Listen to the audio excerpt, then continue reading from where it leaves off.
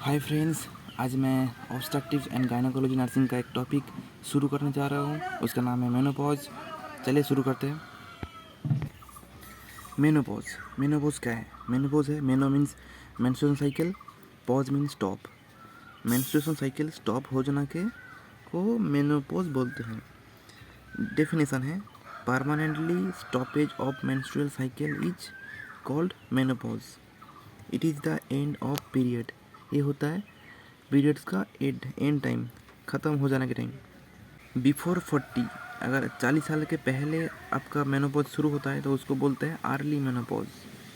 अगर 40 से 45 के बीच में होता है तो इसको बोलते हैं प्री मेनोपॉज। 45 से लेकर 49 के बीच में होता है तो इसको बोलते हैं रियल मेनोपॉज। 49 से लेकर 55 के बीच में होता है तो इसको बोलते हैं माइल्ड लेट मेनोपॉज। अगर 55 के बाद होता है मेनोपॉज तो इसको बोलते हैं डिले मेनोपॉज। ये बहुत सारा टाइप है, देख लीजिएगा एज वाइज। और जो नॉर्मल मेनोपॉज होता है वो है 49 का एज में होता है, रियल जिसको बोलते हैं। नोट है पेरी मेनोपॉज। पेरी मेनोपॉज होता है आपका जो पीरियड है 40 से लेकर 45, मतलब 40 से लेकर 45 जो पीरियड है, इस पीरियड टाइम को बोलता है peri menopause. Peri plus pre plus intra plus post, इस तीनों को मिला के पेरी मेनोपॉज होता है। इधर भी लिखा है 40 pre, 49 intra, 55 post. The age of menarche not affect the menopause. जो मेनार्की है जो वो अफेक्ट नहीं पड़ता मेनोपॉज में, क्योंकि मेनार्की कितनी भी जल्दी आए कि लेट आए, पर मेनोपॉज जब आना तभी आएगा। Early menopause is due to malnutrition. अपुष्टि के कारण से अर्ली मेनोपॉज आता है। इससे माल न्यूट्रिशन भी होता है और माल नारिश भी होता है। When last 10,000 ovarian follicle remain, ovarian follicle develop resistance against FSH and LH. जब 10,000 ओवरियन फॉलिकल बच जाएगा तब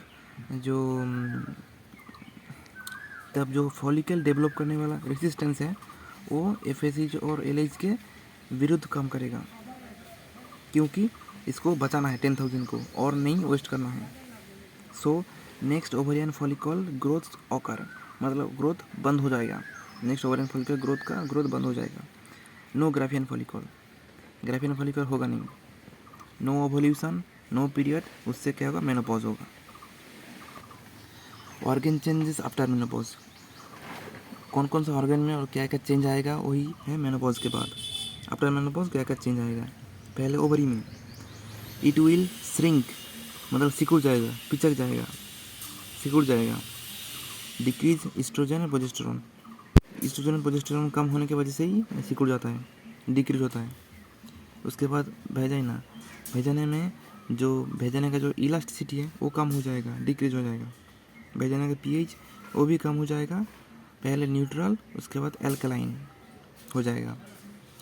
उसके बाद डिस्पेरिनिया, मतलब पेनफुल सेक्सुअल इंटरकोर्स के टाइम पेन होगा, ज़्यादा होगा।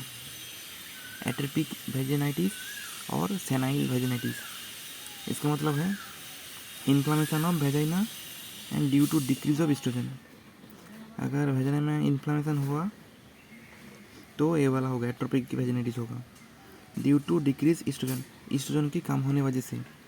यूट्रस में क्या क्या दिक्कत आएगा, क्या क्या चेंजेस आएगा? श्रिंक इन साइज, एट्रोपी, इसका भी साइज कम हो जाएगा, श्रिंक हो जाएगा, सिकुड़ जाएगा।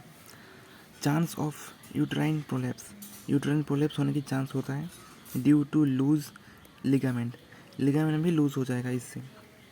बॉडी एंड सर्विक्स रेशियो कितना होगा? एट बर्थ के time body and cervix ratio 1:2, और जो अप टू प्यूबर्टी के टाइम 10 ईयर तक, मतलब जन्म से लेकर 10 ईयर तक इसका होगा 1:1 ही रहेगा। उसके बाद रिप्रोडक्टिव एज जब होगा तब रहेगा 2:1। उसके बाद मेनोपॉज होगा 1:1 हो जाएगा। पहले 1:2 रहेगा जन्म के टाइम, प्यूबर्टी के टाइम 1:1 हो जाएगा, और रिप्रोडक्टिव एज जब होगा तब बॉडी में चेंजेस आएगा, पर इसमें 1 ही आएगा। उसके बाद मेनोपॉज में दोनों एक हो जाएगा। उसके बाद बोन चेंजेस, क्या क्या बोन में चेंज आएगा। Due to menopause oestrogen decrease हो जाएगा, उससे ऑस्टियोपोरोसिस होगा, बोन डेंसिटी होगा, पैथोलॉजिकल फैक्टर होगा। क्यों होगा, क्यों मतलब ईस्ट्रोजन कम होने से ऑस्टियोपोरोसिस होगा, क्योंकि because oestrogen help in calcium absorption, oestrogen काम करता है कैल्शियम एब्जॉर्ब करने में, इसलिए जब ईस्ट्रोजन कम हो जाएगा तब बोन डेंसिटी होगा।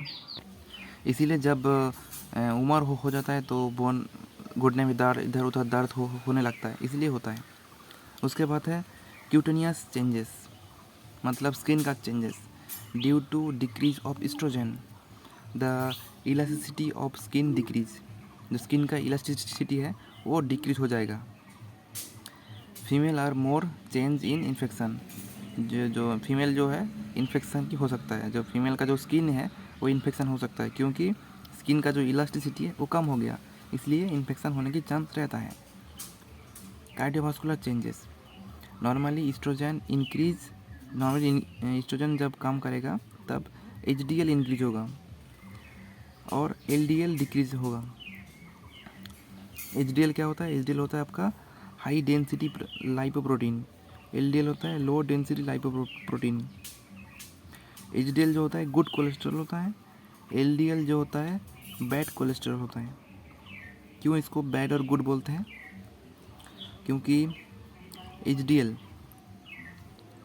ट्रांसपोर्ट करता है ब्लड से कोलेस्ट्रॉल को लीवर में जाके मेटाबोलाइज होता है, और LDL क्या करता है, उसका उल्टा काम करता है, उसको स्टॉप करता है और प्रिवेंट करता है transfer of cholesterol into liver में भेजने से रोकता है। जब ईस्ट्रोजन बॉडी में कम हो जाएगा, ईस्ट्रोजन कम हो जाएगा तो HDL कम हो जाएगा और LDL बढ़ जाएगा, इधर लिखा है देख लीजिए।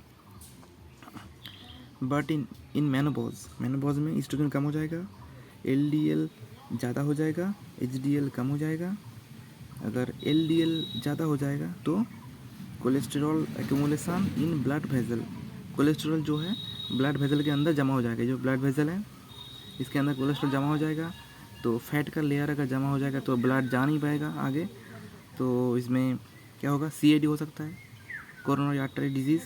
उसके बाद MI हो सकता है, मायोकार्डियल इन्फ्रैक्शन। उसके बाद sign symptom of menopause, sign symptom आएगा वैसोमोटर, नेक्स्ट है genital urinary, psychological upset and health hazard. पहला पॉइंट है vasomotor, it is the first symptom of menopause. Okay, hot flash, suddenly feel severe warmth, जो महिला को जब after menopause रात के टाइम बहुत गर्मी लगेगा, इसी को बोलते हैं वैसोमोटर्स। ये जो टाइम है 2 से लेकर 10 मिनट तक रहेगा, गर्मी रहेगा, मोस्टली नाइट टाइम होगा ऐसा। It is due to decrease of oestrogen, जब डिक्रीज हो जाएगा एस्ट्रोजन तभी होगा ये सब कम, मतलब मेनोपॉज में तो एस्ट्रोजन कम ही हो जाता है, इसलिए 2 से लेकर 10 मिनट तक गर्मी लगेगा, उसके बाद फिर से कम हो जाएगा, मोस्टली होता है नाइट टाइम। जेनाइटो यूरिनरी, क्या क्या सिम्टम आएगा जेनाइटो यूरिनरी में, डिस्पैरिनिया, पेनफुल सेक्सुअल इंटरकोर्स के टाइम पेनफुल होगा सेक्सुअल इंटरकोर्स। एपेरिनिया, जब सेक्सुअल इंटरकोर्स में पेन होगा तो मन नहीं करेगा, एब्सेंट हो रहा है, इसलिए absent of sexual act, absent रहेगा। एट्रोपिक वेजिनाइटिस होगा। उसके बाद यूरिनरी सिम्टम क्या रहेगा, ड्रिपलिंग ऑफ यूरिन, जो यूरिन जो है वो ड्रॉप करके निकलेगा, जैसे स्नीजिंग और कफिंग के टाइम यूरिन ड्रॉप करके निकलेगा। Psychological upset, irritability, insomnia, headache, depression, slight depression, ये सब होगा, ये सब प्रॉब्लम आएगा। उसके बाद body hazard, cardiac disease, bone fracture, skin rupture, ऐसा हो सकता है।